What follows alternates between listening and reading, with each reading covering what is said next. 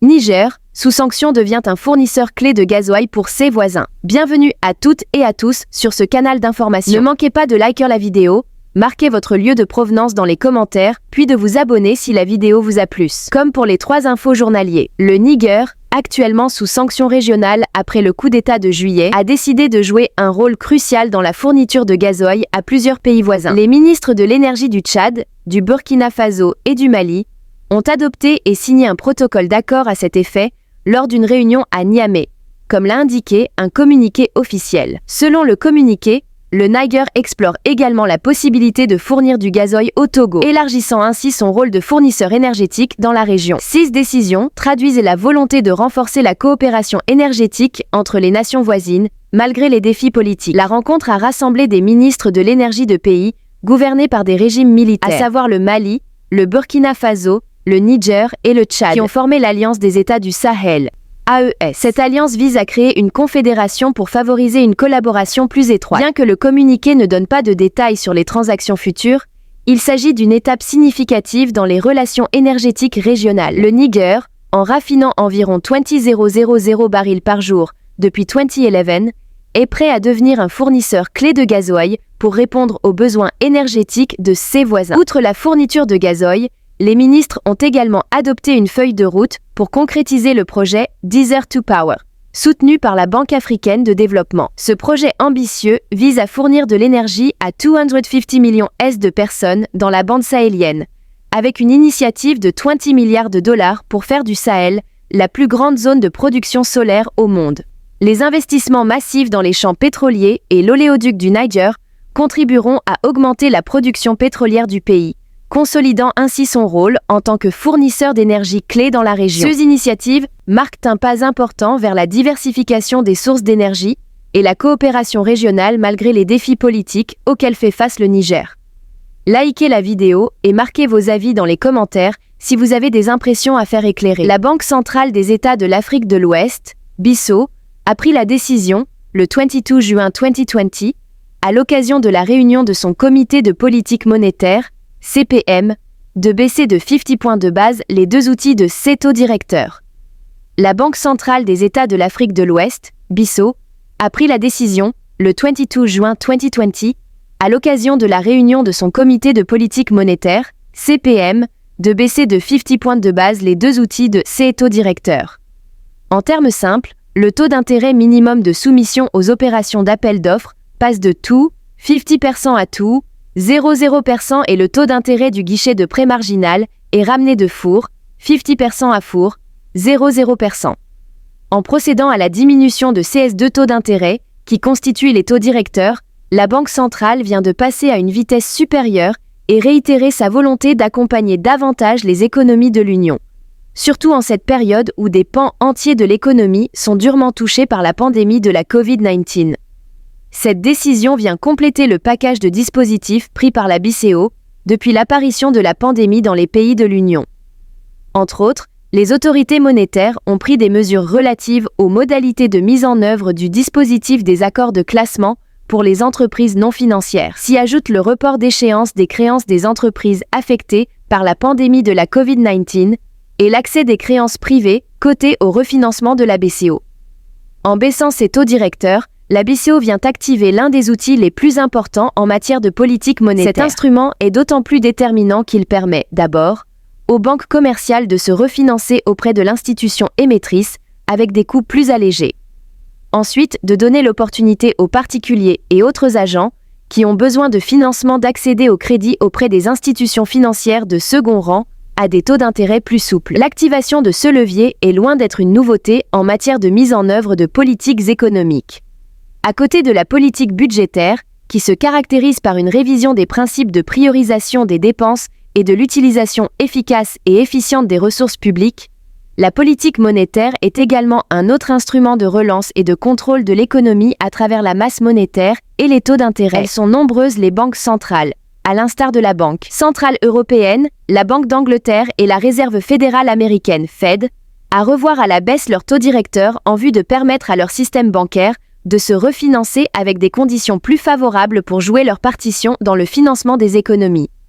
Oui, toute mesure de l'institution émettrice visant à assouplir les conditions financières ne peuvent qu'être magnifiées, pourvu qu'elles soient appliquées dans toute leur intégralité par les acteurs auxquels elles sont destinées. Cette diminution des taux directeurs n'aurait de sens que lorsque les banques commerciales accepteront de répercuter cette baisse sur les prêts accordés à leurs clients, particuliers comme entreprises. La réalité est que la répercussion sur les taux effectifs globaux appliqués à la clientèle des banques commerciales n'est pas automatique. La dénonciation de la cherté du coût du crédit bancaire est devenue un leitmotiv et l'objet de combat de certaines organisations de défense des usagers, à l'image de l'Association des clients et sociétaires des institutions financières, ACSIF. C'est toujours le même refrain, partout. Les taux d'intérêt sont chers. Le chef de l'État, Macky Sall, s'est montré également sensible au coût du crédit. Il ne rate aucune occasion pour s'indigner de cette situation. L'on se rappelle sa sortie, le 31 octobre 2019, lors de l'ouverture du Salon de l'économie sociale et solidaire, au CICAD, à Diamniadio. Il soutenait que les taux de crédit ne doivent plus dépasser 6%. Il est allé plus loin en qualifiant d'usuraires les taux de 12%, 13% et 14%. Et ce n'est pas la première fois que la plus haute autorité s'offusque des coûts d'emprunt. Aujourd'hui, dans ce contexte tension, l'apport des banques commerciales serait un bol d'air pour les ménages. À l'Association professionnelle de banques et établissements financiers du Sénégal, ABEFS, de donner du sens à cette décision de la BCO en répercutant significativement cette baisse sur l'argent prêté aux clients, tout en restant respectueux des normes prudentielles. La BCO a beau diminuer ses taux directeurs, si les banques commerciales ne suivent pas, les populations, dans leur écrasante majorité, ne sauraient sentir les impacts. Toutefois, il convient de rappeler que sur le plan réglementaire, les conditions de banque sont libres. Et la fixation des taux d'intérêt dans ces institutions financières n'obéit pas seulement au taux directeur de la Banque centrale. Car il existe d'autres facteurs à prendre en considération, comme le niveau de risque des emprunteurs. Néanmoins, un effort global du système bancaire visant à réduire les coûts d'emprunt ne fera que consolider les relations clients-banques et assurer un redémarrage de l'appareil productif des États de l'Union à travers le financement de l'économie.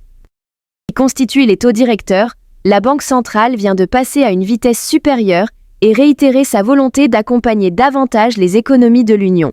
Surtout en cette période où des pans entiers de l'économie sont durement touchés par la pandémie de la Covid-19. Cette décision vient compléter le package de dispositifs pris par la BCO depuis l'apparition de la pandémie dans les pays de l'Union. Entre autres, les autorités monétaires ont pris des mesures relatives aux modalités de mise en œuvre du dispositif des accords de classement pour les entreprises non financières. S'y ajoute le report d'échéance des créances des entreprises affectées par la pandémie de la Covid-19 et l'accès des créances privées cotées au refinancement de la BCO. En baissant ses taux directeurs, la BCO vient activer l'un des outils les plus importants en matière de politique monétaire. Cet instrument est d'autant plus déterminant qu'il permet, d'abord, aux banques commerciales de se refinancer auprès de l'institution émettrice avec des coûts plus allégés. Ensuite, de donner l'opportunité aux particuliers et autres agents qui ont besoin de financement d'accéder au crédit auprès des institutions financières de second rang à des taux d'intérêt plus souples. L'activation de ce levier est loin d'être une nouveauté en matière de mise en œuvre de politiques économiques. À côté de la politique budgétaire, qui se caractérise par une révision des principes de priorisation des dépenses et de l'utilisation efficace et efficiente des ressources publiques, la politique monétaire est également un autre instrument de relance et de contrôle de l'économie à travers la masse monétaire et les taux d'intérêt. Elles sont nombreuses les banques centrales, à l'instar de la Banque centrale européenne, la Banque d'Angleterre et la Réserve fédérale américaine Fed, à revoir à la baisse leurs taux directeurs en vue de permettre à leur système bancaire de se refinancer avec des conditions plus favorables pour jouer leur partition dans le financement des économies. Oui, toute mesure de l'institution émettrice visant à assouplir les conditions financières ne peuvent qu'être magnifiées, pourvu qu'elles soient appliquées dans toute leur intégralité par les acteurs auxquels elles sont destinées. Cette diminution des taux directeurs n'aurait de sens que lorsque les banques commerciales accepteront de répercuter cette baisse sur les prêts accordés à leurs clients, particuliers comme entreprises. La réalité est que la répercussion sur les taux effectifs globaux appliqués à la clientèle des banques commerciales n'est pas automatique. La dénonciation de la cherté du coût du crédit bancaire est devenue un leitmotiv et l'objet de combat de certaines organisations de défense des usagers, à l'image de l'Association des clients et sociétaires des institutions financières, ACSIF. C'est toujours le même refrain, partout. Les taux d'intérêt sont chers. Le chef de l'État, Macky Sall, s'est montré également sensible au coût du crédit. Il ne rate aucune occasion pour s'indigner de cette situation. L'on se rappelle sa sortie, le 31 octobre 2019, lors de l'ouverture du Salon de l'économie sociale et solidaire, au CICAD, à Diamniadio. Il soutenait que les taux de crédit ne doivent plus dépasser 6%. Il est allé plus loin en qualifiant d'usuraires les taux de 12%, 13% et 14%. Et ce n'est pas la première fois que la plus haute autorité s'offusque des coûts d'emprunt. Aujourd'hui, dans ce contexte tension, l'apport des banques commerciales serait un bol d'air pour les ménages. À l'Association professionnelle de banques et établissements financiers du Sénégal, ABEFS, de donner du sens à cette décision de la BCO en répercutant significativement cette baisse sur l'argent prêté aux clients, tout en restant respectueux des normes prudentielles. La BCO a beau diminuer ses taux directeurs, si les banques commerciales ne suivent pas, les populations, dans leur écrasante majorité, ne sauraient sentir les impacts. Toutefois, il convient de rappeler que sur le plan réglementaire, les conditions de banque sont libres. Et la fixation des taux d'intérêt dans ces institutions financières n'obéit pas seulement au taux directeur de la Banque centrale.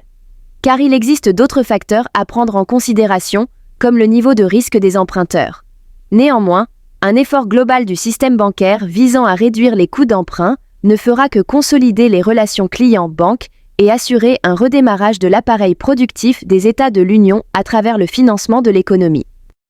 Niger, sous sanction, devient un fournisseur clé de gasoil pour ses voisins. Bienvenue à toutes et à tous sur ce canal d'information. Ne manquez pas de liker la vidéo, marquez votre lieu de provenance dans les commentaires, puis de vous abonner si la vidéo vous a plu. Comme pour les 3 infos journaliers, le Niger, actuellement sous sanction régionale après le coup d'État de juillet, a décidé de jouer un rôle crucial dans la fourniture de gasoil à plusieurs pays voisins. Les ministres de l'énergie du Tchad, du Burkina Faso et du Mali ont adopté et signé un protocole d'accord à cet effet lors d'une réunion à Niamey, comme l'a indiqué un communiqué officiel. Selon le communiqué, le Niger explore également la possibilité de fournir du gazoil au Togo, élargissant ainsi son rôle de fournisseur énergétique dans la région. Ces décisions traduisent la volonté de renforcer la coopération énergétique entre les nations voisines, malgré les défis politiques. La rencontre a rassemblé des ministres de l'énergie de pays gouvernés par des régimes militaires, à savoir le Mali, le Burkina Faso, le Niger et le Tchad, qui ont formé l'Alliance des États du Sahel,